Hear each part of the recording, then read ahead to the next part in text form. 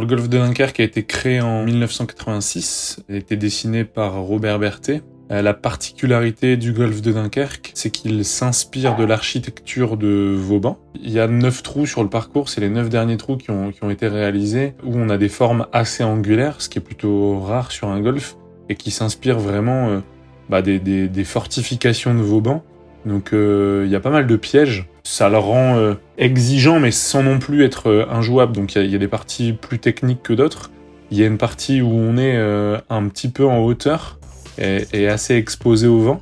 Donc les jours où ça souffle, ça peut vraiment être intéressant. Et ce qui est vraiment intéressant sur le parcours, notamment sur le 18, c'est qu'il est très très varié.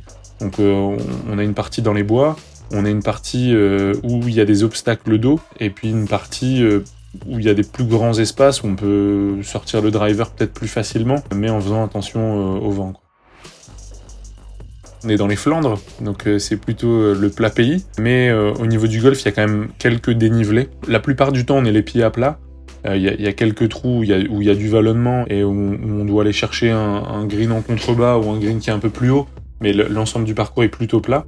Il y a des zones qui sont dégagées un peu, on va dire, il y a 2-3 trous où on a l'impression d'être plus sur un links, et après c'est plus des trous en forêt et des trous qui sont entourés d'eau. Il y a quelques points de vue avec des panoramas vraiment très très sympas. Le départ blanc du trou numéro 7, où on est vraiment en hauteur et on domine un petit peu le trou, et notamment le green signature qui forme un as de pique.